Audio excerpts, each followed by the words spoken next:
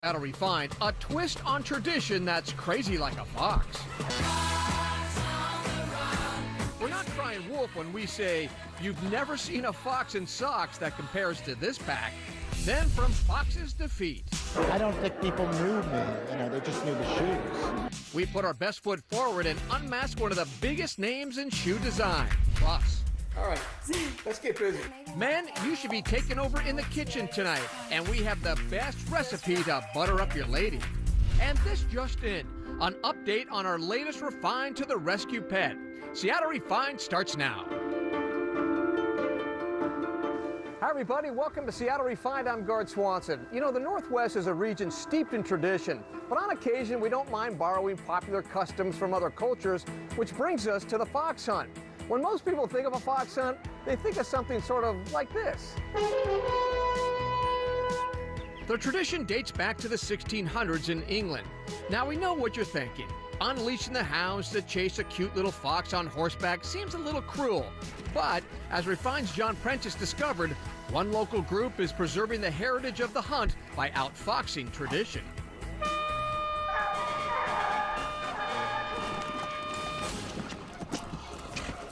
Today is our opening day hunt. It's our 91st season. Obviously not my 91st season, but it's the 91st season hunting from this location here at the Woodbrook Hunt Club in Lakewood. Come on.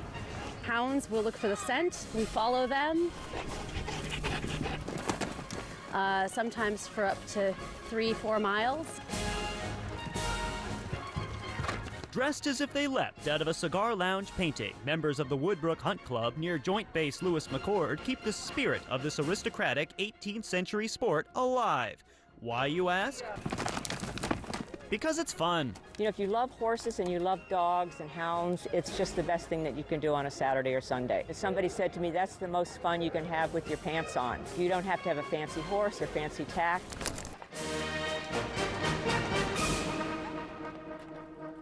This is Honeybee. She's a 3-year-old Mustang straight out of Oregon. This is her first hunt.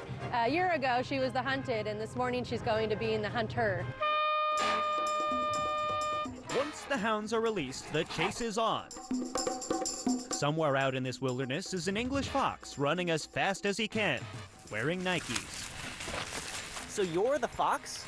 I'm one of the foxes for today's hunt, John. You're not what I had in mind. I'm one of the 3 foxes for today's hunt, and we're going to be dragging a lure behind us across country to lay a scent which the hounds will hunt. The hounds are right behind us. The lure is it's very simple, John. It's a piece of burlap that we drag behind a dog leash, and it's soaked in a solution which mimics the scent of the game animal, the red fox. For this hunt, they use synthetic fox urine for scent, but Simon says there are purists out there who use the real stuff. Gross. How fair is this? I mean, they have horses, and you got sneakers. Yeah, well, we think it's fair, John, because we get a good run out of it and we enjoy our sport. And ran they did, chased by a thundering, beautiful, living recreation of this ancient pastime of the elite. So did any of the foxes get away? The foxes, we actually found all our foxes today. Have you ever not gotten a fox? Oh yeah, for sure. So you've been outfoxed? Outfoxed for sure. John Prentice, Seattle Refined.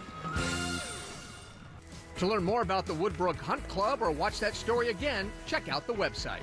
If you're on the hunt for some of the most creative costumes around, log on to SeattleRefined.com.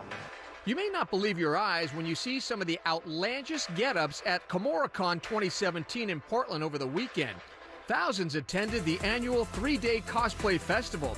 Check out the galleries on the site and prepare to be blown away. Downtown bargain hunters now have a new place to shop for great deals. Seahawk Luke Wilson showed up for the grand opening of Saks off 5th Avenue at Westlake Center. Think of it as sort of a Nordstrom rack, except for Saks. The store's slogan is, "Savings are always in style," and I second that. There is a full gallery on our website. Speaking of style, it's not every day one of the world's most famous names in fashion comes to the Northwest. Steve Madden is one of the most famous names in footwear. And now a new documentary is stepping behind the scenes to reveal the man behind the brand. If you're a fan of footwear, you know the name Steve Madden. Well, here's the deal. Steve has done an amazing job over the years of creating, very good-looking shoes. But to some, Madden is still a bit of a mystery. something the new documentary Madman, the Steve Madden story, just might change. I didn't even think Steve Madden was a real guy. I just thought like it was like a brand. Is he from Europe, possibly? He could be gay, but that's all right. I know he was in that movie, Wolf of Wall Street. He's right. In Wolf of Wall Street, Leonardo DiCaprio played Jordan Belfort, who took Steve Madden's shoe company public in 1993. But Madden wasn't head over heels with how he was portrayed. I was kind of nerdy in that film, and you see that I'm not a nerd. Nope, definitely not a nerd. As locals learned at a recent screening of Madman in Redmond, Madman explores the sometimes turbulent life of the famous shoe designer who, if you can believe this, got his start by selling his first creation out of the trunk of his car. I was a clown. Just a simple little sort of mule, like sort of clipped at one shoe. That first design was called the Maryland. Now, nearly 30 years later, you can't go anywhere in the world without seeing Madden's designs walking the streets. And it turns out Seattle played a big part in Madden's early success. Nordstrom was the first big department store to buy his shoes. Oh, it's great. It's fun. Dream come true. Nice big town, very important town for me in the formation of the company. Steve Madden didn't get to where he is without struggle. In the film, he pulls no punches about overcoming addiction and spending time in federal prison. They'll see a guy who is tremendously flawed, who somehow overcomes it, and is still trying. I wanted to kind of send a message to, you know, young guys in their 20s starting out, maybe having some setbacks. Maybe they don't have direction in their life, and maybe they'll get some inspiration from the movie. Madman producer and director Ben Pack says, when it comes to the designer, expect the unexpected. Because I think that, you know, you expect, you know, someone that is in fashion to have this sort of, you know, like, you know, I don't want to say pretentious, but like kind of has this like sort of, you know, particular type of generic, you know, person. But Steve is a grind, grit, hustling guy. And I think that, you know, he might not be who you'd expect. Madman, the Steve Madden story, will premiere in New York later this month. It's also expected to be available on iTunes December 1st. Check out SeattleRefined.com for more info. Seattle Refined is just getting started. This masked man or woman that follows people around. How terrifying was that? A chilling book club event. Refined readers unravel a thrilling novel that made them a little bit nervous. But first, the mouth-watering recipe that will have you screaming, "Stake me home tonight." But first, we need your help to crown the very best of the season around Western Washington. We've launched the first ever So Northwest Awards Fall Edition. Right now, you can nominate your favorite autumn things to do, see, drink, and eat in our region at SeattleRefined.com/Fall Awards.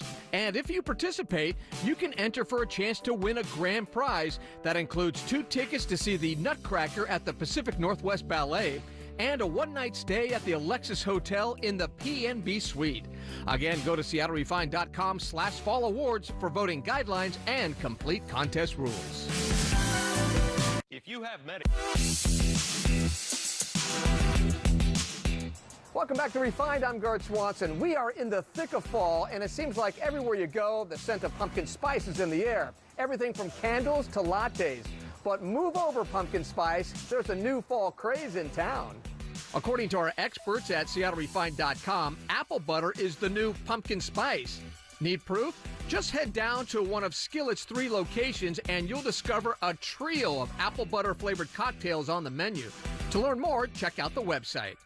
Little known fact, I actually enjoy cooking at home, but of course there's kind of a stereotype that men are a mess in the kitchen. In the classic 80s movie, Mr. Mom, Michael Keaton's character has no idea how to cook without starting a fire. But we know it's not always like that. Tons of men know their way around the kitchen, and now it's time to prove yourself. It's actually National Men Make Dinner Day. It encourages men to get creative tonight and cook for their loved ones. But there are some rules. The dish needs at least 4 ingredients and require at least 1 cooking utensil other than a fork. You can't use the barbecue. You must shop for all the ingredients yourself, and you have to clean everything up. If you don't know where to start, that's okay. I called on a top Seattle foodie for some inspiration. Julie Hearn is a foodie triple threat. She's a creative chef, co-author of several tasty cookbooks, and seriously makes one of the best steaks I've ever had. The best part, she shared the delicious details with Refined and says anyone can do it. There are a lot of guys out there who are great in the kitchen, but you look at me, I'm okay. I'm more of a klutz in the kitchen. And is this pretty simple for a guy like me to make? It's really simple, and we want to show men how to make things that are easy and approachable in the kitchen. You want to find a nice ribeye that has some nice fattiness to it. Now, this is a guy's steak. That right is here. a guy's You picked steak. it out for a guy's steak. I did. Feel that. Feel I how did. heavy That is a really heavy steak. All right, let's get busy.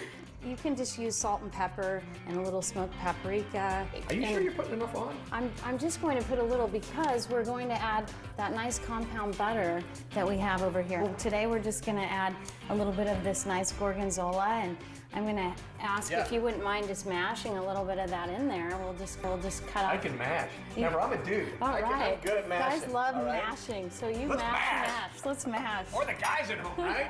Yeah. So we'll put in a little bit of port, and then you just mash that in there. And you're not going to get drunk off that, right? You're not going to get, no, and you're cooking. Let me ask you this. Why do guys get a bad name in the kitchen? Well, it used to be more of a woman's place was in the kitchen, and then in the restaurants it was more of a man's place. And then now we're seeing more men really wanting to be a part of cooking and taking it from just being outdoors, taking it indoors. You want to have that nice that sound, because that's what you're looking for. So then you hear that nice sizzle sound, and you want to continue to let that cook for about 4 minutes, and then we'll flip it over and do the other side. Julie knows every man has it in them to man up and make a home-cooked meal like this.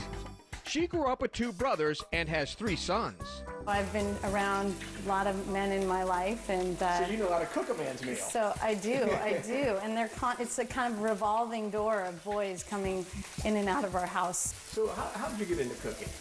I grew up cooking with a mother who loved to cook, and she learned from James Beard how to cook. She would take his cooking classes, and so I always got to kind of sit in the room and watch and observe, and so she's been my mentor, and I've just always loved cooking with her in the kitchen, and we still enjoy cooking together. Let's just take a little peek here. You're getting a nice sear, and what you're doing is you're trapping in all that good moisture and that juiciness of the meats.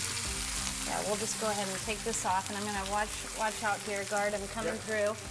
And we're just gonna put that right there, and then we're gonna put on a nice, big... I made the butter now, don't mess it up. Oh my gosh, it's just beautiful. You did such a good job. To top it all off, Julie grilled up some mouth-watering chanterelle mushrooms that took the dish to a whole new level. So if I really made this, would you say, hey, this guy knows what he's doing? Yeah, yes. It looks pretty good, doesn't it? You're a pro. If you can make a steak like this, I think it would impress anyone. Okay, can I dig in now? Go ahead and dig in. I've been waiting forever. Yes, go. That is fantastic. You like it when I talk about food in my mouth? Anytime. Here's some right here, girl. I'm so glad you like it. Thank you. We have a recipe for that dish on SeattleRefined.com. You can also find a link to Julie's website and cookbooks. Coming up. It was like a really dark game of Never Have I Ever. Yes, exactly. Our book club dives deep into a creepy murder mystery. Plus, how to get in on the next Refined Reads event. We'll be right back.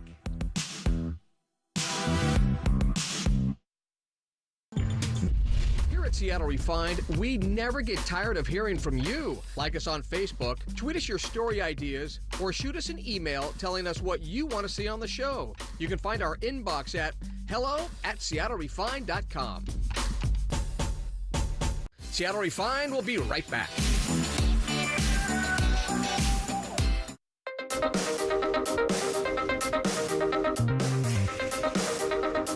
Welcome back to Refined. I'm Gerd Swanson. You know, it's no mystery that our latest Refined Reads book club discussion was one of the best ever, thanks to our superstar suspense author, Louise Penny.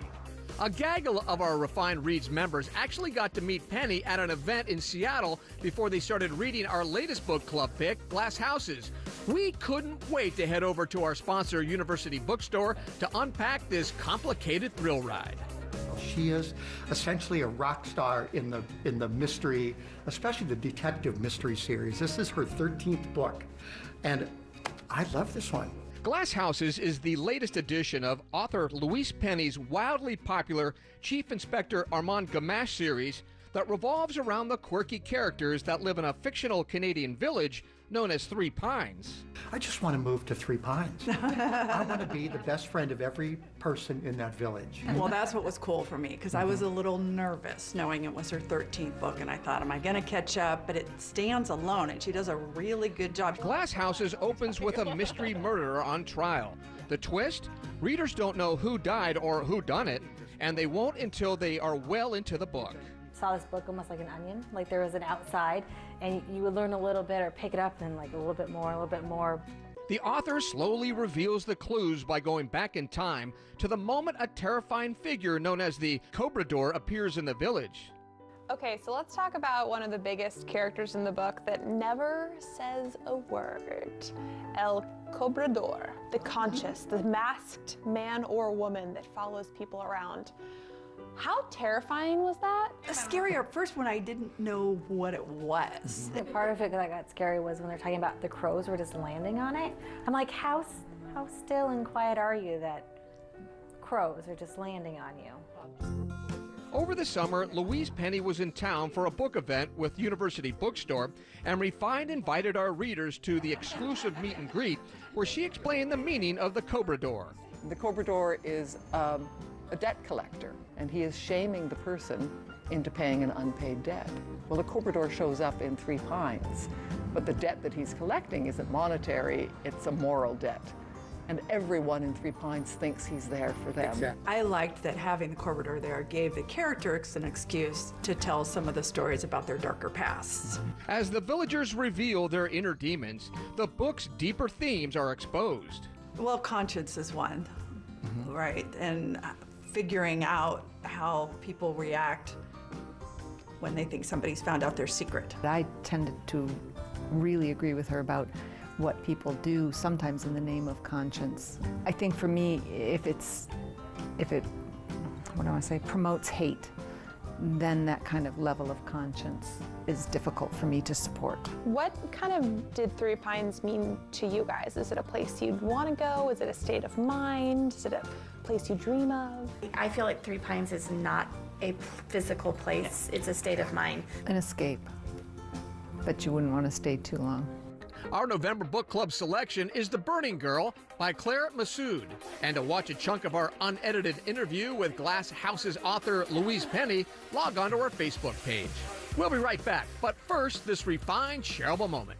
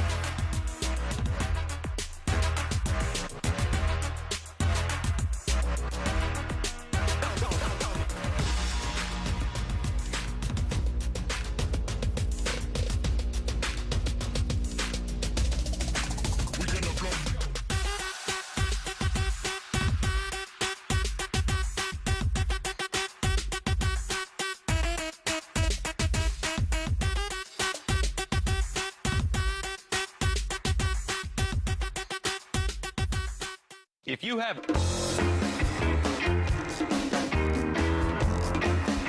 Welcome back to the show. All right, we have a great update to tell you about our latest Refined to the Rescue Pound Pup, Argos. We have our fingers crossed for this little guy. Right now, he's on probationary adoption with a family. He still has a few kinks to work out, like pulling on his leash and whatnot. We'll keep you posted. We are committed to finding Argos a great home.